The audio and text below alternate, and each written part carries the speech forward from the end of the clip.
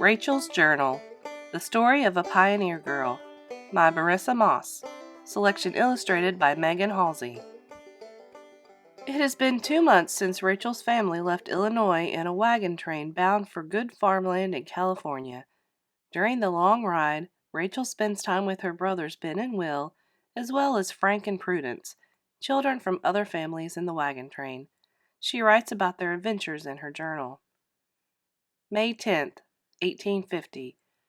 Paul says we are taking the Oregon Trail until it splits and we veer south for California. Now we are following the Platte River. The sight of the broad river and bluffs is restful, but the dust kicked up by the stock is not, especially when our wagons are in the rear. Then it is so thick I can barely see past our own teams. But I found a way to escape the heat and dirt of the main road. All along the trail there are narrow cut-off paths. Paul says they were made and used by Indians and hunters. These cut-offs run diagonal to the road and are often by shady creeks, so they are pleasant to walk along. Since they always lead back to the trail, there is no need to fret about getting lost. The boys have to drive the stock, so they have no choice but to eat dust. But I take the younger children with me, and we have great fun, picking berries and wildflowers and wading in the creeks. May 16th, 1850. Today I had my first adventure. We had been walking on the cutoff for 2 to 3 hours, traveling upstream into a deep canyon. The trail was not only out of sight, but out of earshot as well. I liked feeling alone, but Emma fretted that we were lost, and the twins were tired, whining that a jouncing wagon ride would be better than tramping on. I tried to cheer everyone by singing Turkey in the Straw when we heard a rustling in the bushes. Something much larger than a turkey. Indians. Frank pulled out his little knife, all fierceness, but I hushed him and went to look for myself. All quaking inside, I admit, but I could not let them see that. And what should I see when I parted the bushes with trembling hand? The moist snout of a very content ox, chomping on leaves. Somebody must have lost him. If it had been an Indian, Frank declared, he would have protected us. I hope we have no such need. That was just the beginning of our adventure. When the cutoff reached the trail, there was no sign of our train, either ahead or behind. There was nothing for it but to continue on the cutoff in the hopes of coming out ahead of our wagon soon. On and on we walked. Frank and Emma never complained, nor did little Caroline, but those twins whined worse than mosquitoes. Still, we found no wagons. The sun set. The buffalo wolves started in to howl, and it was too dark to see the trail before us. I would have sat down in the darkness and cried, but I had to take care of the others. Then I recalled what Ben had said about looking for a high viewpoint if you get lost, so I urged everyone up a hill before us. It was not very high, but we were rewarded with the sight of 3 campfires. Since our train is not large, we headed for the smallest one, going straight across country. We barged through brambles and sloshed through creeks, but we always kept that light in view, like the beacon of a lighthouse. At last I was greeted with the welcome sight of Prudence nibbling bacon. I could not help but embrace her, though she did not appreciate my smudged arms and dress. In fact, she was so startled by our abrupt appearance, she screamed as if we were ghosts or Indians. Mrs. Arabelle Sunshine, Mrs. Elias, and Mother were first joyous, then mad. In between hugging me and scrubbing my face, Mother scolded. Now I cannot take cut-offs after the noon break. That means swallowing dust in the hottest part of the day. At least we still have the mornings. The bacon and coffee smelled wonderful. Now we are not permitted ever to walk along the cut-offs. Not that we got lost today. Something much more exciting happened. Once again we were out of sight of the train, singing as we strolled, when an Indian brave came riding straight at us. I was so amazed to see a true Indian, I forgot to be frightened. We all stood staring at him, though Frank once again reached for his knife. I hissed at him to leave it be, no sense asking for trouble. The twins hid behind my skirt, and the others huddled around me, when the brave rode up to us and leapt off his pony. You could have heard a pin drop. He stepped toward me and said something, then held his hand straight out. I did not know what else to do. but shake it. So I did. And that was exactly what he wanted. He offered his hand to each child. Even Frank shook it, grinning so broadly his mouth looked like he had swallowed an ear of corn whole. The brave knew some English, and he clearly thought we were lost. He asked if we knew where our wagon was. I nodded yes. Satisfied that we were not in trouble, he got back on his pony, waved goodbye, and rode off. It was all over in 2 shakes of a lamb's tail. After all the horrible stories we had heard about Indians, we had a story of our own to tell, and a pretty funny one at that. Only somehow when the adults heard of our meeting, they were not amused. Instead, they lectured us all on the awful things that might have happened, and so the cut-offs are forbidden from now on.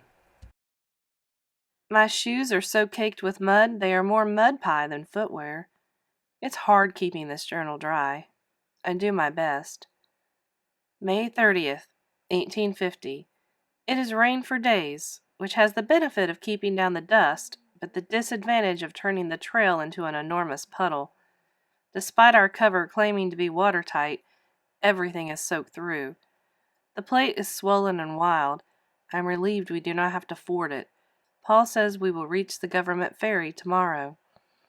Sunbonnets are definitely not meant for rain, unless you find a soaping curtain before your face desirable. I do not. The prairie is so low and the sky so close that in a storm you feel the clouds pressing down on you. June 7th, 1850. Yesterday was the first time I truly felt scared. Getting lost, howling wolves, Indians, nothing compares to the fury of this river. We arrived at the ferry only to discover that it had broken loose of its moorings when the rain started. Some men finally retrieved it, but it took so long that an enormous line of wagons waited ahead of us to take the ferry. The man said it would be 3 weeks before our turn came. Mr. Elias warned that we were already behind schedule, and such a long delay would surely mean missing the Sierra Nevada mountains in the snow. No one wants to suffer the fate of the Donner Party, frozen and starving in the mountains. Mr. Elias determined that we should take the wagons off their wheel beds and raft them over the river. The current was swift and the banks like quicksand, but there was no other way. Both Sunshine families balked at the danger and refused to go first. Mr. Elias offered to cross, but he has young children, so Paul suggested we go. Mother's face was drawn tight, but she nodded. Ben and Will stayed behind to drive the stock over, so Paul, Mother, and I each took a pole to make our way across. The waves were high, and it was hard to keep from tipping. Twice I almost fell in. The second time I lost my pole and clung onto the wagon hoops, not much help to anyone after that. Somehow we landed. My knuckles were white from holding so tightly to the hoops, but Mother's face was even paler. What a relief to be on land again. The worst part was trying to avoid the sandy islands in the middle of the broad river. I could not steer worth a bean. The others followed with no mishap, and Frank declared that he was not scared. Not a bit, I do not credit that. Only the stock still had to be driven over. Ben and Will, along with Samuel, John, Daniel, and Jesse, rounded up all 115 head of cattle and drove them to the river, but they refused to go in. They had no idea of the dangers of the Sierras, but they could plainly see the dangers of the Platte. 3 times the boys gathered the cattle together, only to have them split and stampede at the water's edge. It was getting dark, and it looked like we would have to camp on opposite shores, when Will decided he had stood enough, so he would make those cattle cross. He rode next to Bo, the lead herd ox, and just as the stubborn animal reached the banks, Will leapt from his horse onto Bo's back, clung to his horns, and kicking and screaming, drove that ox into the river. And it worked! Bo started swimming across, and all the stock followed. Safe on the other side, Will jumped off Bo and looked back to see his own horse foundering in the water. His foreleg had gotten tangled up in the loose reins. Will rushed into the water to free his horse just as a clap of thunder split the sky open. Lightning flashed with an eerie brightness followed by pitch black and the deafening roll of thunder. In the dark we could not see Will, but his horse clambered safely onto shore. When the next lightning flashed, Paul cried out that Will had made it into a sandbar on the river. Whether he was dead or alive, no one could say, and while the storm raged, no one dared swim out to rescue him. That was a miserable and awful night. It was total confusion. Thunder booming, oxen bellowing, children crying, men shouting, as light as day one minute, as dark as a cave the next. Add to that the torment of not knowing how poor Will fared and feeling utterly helpless to do anything for him. All we could do was huddle together, a pile of drenched human rags, as the men worked blindly to control the stock.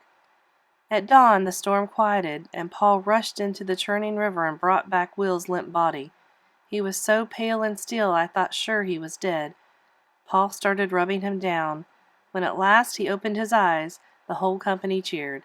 He was alive! I have never been so proud, nor so scared. I never thought I would be so happy to see the sunrise. June 15th, 1850. We took some days' rest to wash everything and dry it out, to put the wagons back together and repair them, to coddle Will and return him to his usual good health. We are fortunate no one drowned in that crossing. There are several new graves of men who died that way, and we heard that in a wagon train near ours a woman was killed by lightning. Will has always claimed to live a charmed life, and now I believe him. June 20th, 1850. A different kind of storm passed by us today. A herd of buffalo. It was as if the river had leapt out of its banks and taken solid form to chase us down. A thick cloud of dust surged toward us. Then there was a tremendous noise, an earthly thunder. We could see their shaggy backs rising and falling like a great wave. Nothing can turn back such a force, so we hastily pulled the wagons close together while the boys drove the stock away. For once a cow or an ox is caught up in a buffalo stampede, it is gone for good, part of a new wild herd. The buffalo hooves raised such a cloud of dust that though I tried to hold in my breath, my throat and tongue were coated with grit. I could taste them pounding past. The cloud was so big it blotted out the sun like a buffalo eclipse. We cowered in the wagons and watched them come closer and closer. Mother tried to keep me back, but I wanted to see them as best I could. After all, if they plowed into us, I would not be any safer in the middle of the wagon than in the front. So I poked my head out into the whirling dust storm. I could see their rolling eyes and flaring nostrils. But Will must have brought us some of his charmed luck, and the massive beast thundered by and not through us. I have seen cattle stampede, but this was different. Buffalo are so big and so wild, I wished I could run after them.